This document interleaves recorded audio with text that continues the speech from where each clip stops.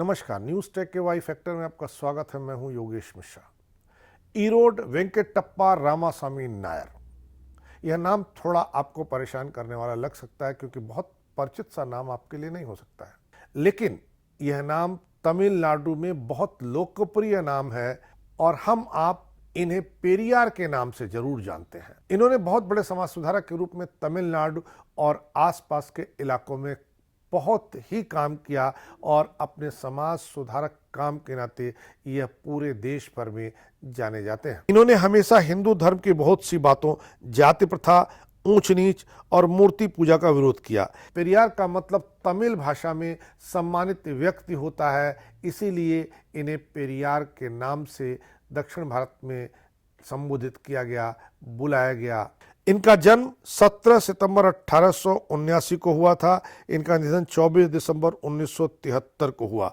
पेरियार एक समाज सुधारक, सामाजिक कार्यकर्ता और राजनीतिज्ञ थे। इन्होंने तमिलनाडु के सामाजिक राजनीतिक परिदृश्य में बहुत क्रांतिकारी काम किया। तमिलनाडु सरकार हर साल 17 सितंबर को इनका जन्मदिन सामाजिक न्याय दिवस के रूप में मनाती है। अपने जीवन के दौरान पेरियार ने कई क्रांतियों का मार्ग प्रशस्त किया और महात्मा गांधी से कई सवाल भी किए। उन्हें द्रविड़ आंदोलन के पिता और प्रसिद्ध आत्मसम्मान आंदोलन के प्रणेता के रूप में जाना जाता है।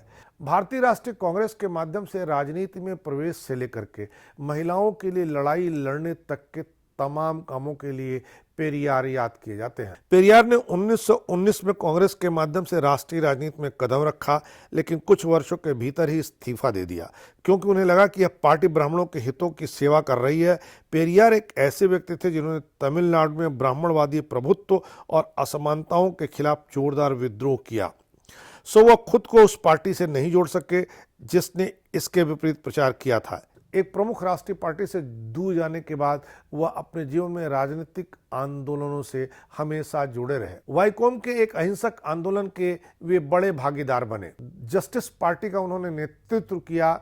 जस्टिस पार्टी की उन्होंने अगुवाई की, जिसे आज द्रविड़ मुनेत्र कड़गम के नाम से जाना जाता है। उन्होंने एक स्वतंत्र द्रविड़ नाडु, द्रविड़ों की भूमि की वकालत की, महिलाओं के अधिकारों और जात के उन्मूलन के लिए अथक संघर्ष किया।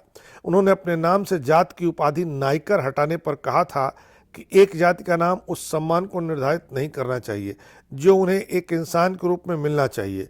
उन्होंने कहा कि अगर किसी के पास स्वाभिमान या वैज्ञानिक ज्ञान नहीं है तो उपाधि प्राप्त करने या धन संग्रह करने का कोई फायदा नहीं है। एक छोटे बच्चे के रूप में भी पेरियार उन लोगों में आते हैं जिन्होंने हिंदू धर्म के अंतर विरोधों के खिलाफ अपने बचपन में ही आवाज उठाई थी। एक पारंपरिक व्यापारी परिवार के बीच बड़े होने के बावजूद पेरियार की पूंजीवादी संस्कृति और आस्तिकता के खिलाफ मजबूत राय थी। पेरियार के जीवन की सबसे महत्वपूर्ण घटना काशी की है, जिसने उन्हें नास्तिक बनने पर मजबूर कर दिया। कहा जाता है कि उन्हें काशी के मंदिरों में बंटने वाले मुफ्त भोजन से सिर्फ इसलिए बाहर कर दिया गया था क्योंकि वह ब्राह्मण नहीं थे। कहा जाता है कि भूखे पेरियार को भोजनालय से निकाल दिया गया। इसके चलते वो गली में फेंके गए बचे खुचे खाने को मजबूर हुए। उन्हें जिस भेदभाव का सामना करना पड़ा वह हिंदू धर्म के प्रति उनके सम्मान के लिए एक बड़ा झटका था। काशी की घटना के बाद पेरियार ने अपनी पूरी जिंदगी उस आंदोलन को समर्पित की। इस बार इतना ही। अगली बार फिर मिलेंगे किसी नए सवाल पर नए ढंग से बात करने के लिए। तब तक के लिए नमस्कार।